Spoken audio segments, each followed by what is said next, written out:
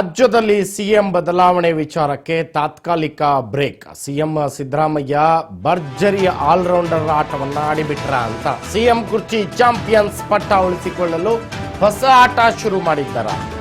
DK high command ಮೇಲೆ Siddaramaiah political googly. High command ನಿರ್ಧಾರಕ್ಕೆ ನಾನು ಬದ್ಧ ಅಂತ ಚಾಣಾಕ್ಷ ನಡೆ. ಪವರ್ ಶೇರಿಂಗ್ಗೆ ಸಿದ್ದರಾಮಯ್ಯ ರಿವರ್ಸ್ ಸ್ವೀಪ್. ಡಿಕೆಶಿಗೆ ಒಳಶುಂಠಿ ಕೊಡುವಂತಹ ಆಟಕ್ಕೆ ಪ್ಲಾನ್. ಸಿದ್ದರಾಮಯ್ಯ ಚೆಕ್ಮೇಟ್. ಹೈಕಮಾಂಡ್ ಧರ್ಮ ಸಂಕಟ. ನಾನೇ ಸಿಎಂ ಎಂಬ ಸಿದ್ದು ಹೇಳಿಕೆ ಡಿಕೆಶಿಗೆ ನುಂಗಲಾರದ ತುತ್ತು. ಸಿದ್ದರಾಮಯ್ಯಗೆ ಇರುವ ಆಯ್ಕೆಗಳೇನು? ಸದ್ಯಕ್ಕೆ ಬಿಹಾರ್ ಚುನಾವಣೆಯ ಅಸ್ತ್ರವನ್ನ ಪ್ರಯೋಗಿಸುವುದು ಅಂತ,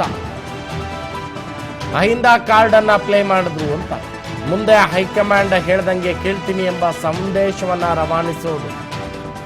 ಪವರ್ ಶೇರ್ ನಿಜವೇ ಆಗಿದ್ರೆ ಲಾಸ್ಟ್ ಚಾನ್ಸ್ಗೆ ರಾಹುಲ್ ಸೇರಿ ಹೈಕಮಾಂಡ್ ಮನವೊಲಿಸಬಹುದು. ಪವರ್ ಶೇರ್ ವಿಚಾರ ಬಂದಾಗ ಶಾಸಕರ ಬೆಂಬಲ ನೋಡಿ ತೀರ್ಮಾನಿಸಿ ಎನ್ನಬಹುದು.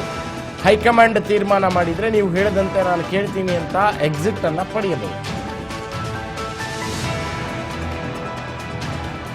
ಡಿಕೆಶಿ ಮುಂದಿನ ನಡೆ ಏನಾಗಿರಬಹುದು? ಹಾಗಾದ್ರೆ ಪವರ್ ಫಾರ್ಮುಲಾದಂತೆ ಡಿಸೆಂಬರ್ ವರೆಗೂ ತಾಳ್ಮೆಯಿಂದ ಕಾಯೋದ, ಅಥವಾ ಮುಖ್ಯಮಂತ್ರಿ ಸ್ಥಾನಕ್ಕೆ ಆತುರ ಪಡದೆ ಮೌನಿಯಾಗಿರೋದೇ ಲೇಸ?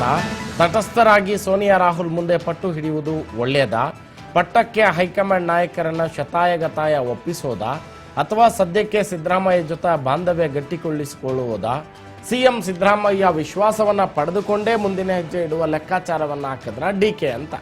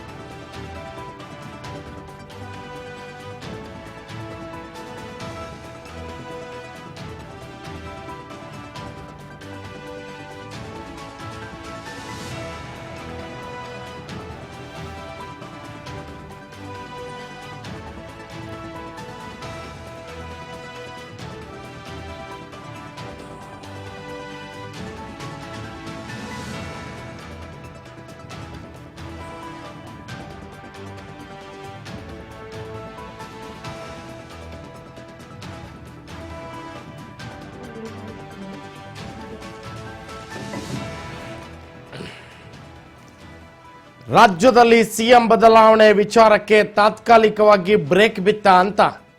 ಕೊನೆಗೂ ರಾಜ್ಯದ ಮುಖ್ಯಮಂತ್ರಿ ಹಾಗೂ ಡಿಸಿಎಂ ಉಪಮುಖ್ಯಮಂತ್ರಿಯನ್ನ ಭೇಟಿ ಮಾಡದ ಹೈಕಮಾಂಡ್.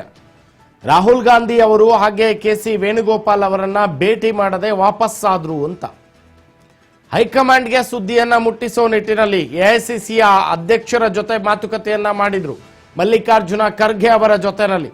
ಅದಾದ ನಂತರ ರಾಜ್ಯ ಎಐಸಿಸಿ ಉಸ್ತುವಾರಿ ಆಗಿರುವ ರಣದೀಪ್ ಸಿಂಗ್ ಸುರ್ಜೇವಾಲಾ ಅವರನ್ನ ಭೇಟಿ ಮಾಡಿ ತಮ್ಮ ಅಭಿಪ್ರಾಯಗಳನ್ನ ವ್ಯಕ್ತವನ್ನ ಪಡಿಸಿದ್ದಾರೆ.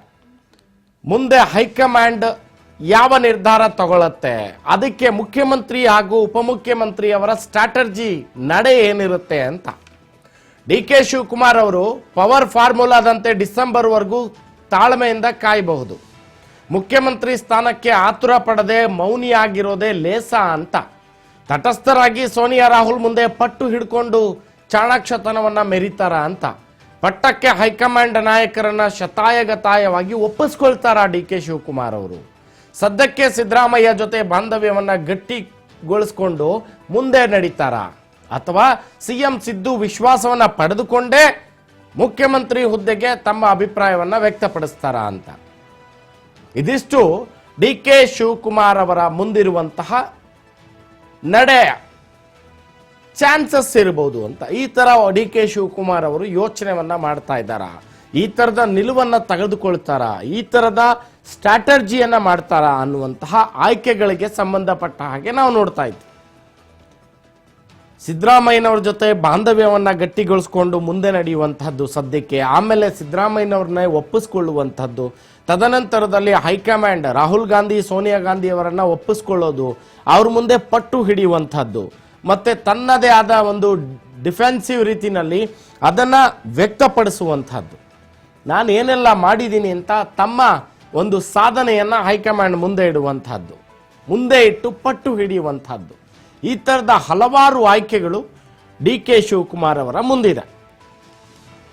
ಸದ್ಯಕ್ಕೆ ಸಿದ್ದರಾಮಯ್ಯನವ್ರ ಜೊತೆ, ಯಾಕೆಂದ್ರೆ ಇವತ್ತು ಡಿ ಕೆ ಶಿವಕುಮಾರ್ ಅವರು ಹೇಳಿಕೆಯನ್ನ ಕೊಟ್ಟರು, ಏನು ಹೇಳಬೇಕಾಗಿತ್ತು ಎಲ್ಲದನ್ನ ಸಿದ್ದರಾಮಯ್ಯನವರೇ ಹೇಳಿದ್ದಾರೆ ಅಂದಾಗ, ಈ ಹಿಂದೆ ಕೂಡ ಡಿ ಕೆ ಶಿವಕುಮಾರ್ ಒಂದು ಹೇಳಿಕೆ ಕೊಟ್ಟಿದ್ರು, ಐ ಆಮ್ ಹೆಲ್ಪ್ಲೆಸ್ ಅನ್ನುವ ಮಾತನ್ನ ಹೇಳಿದ್ರು.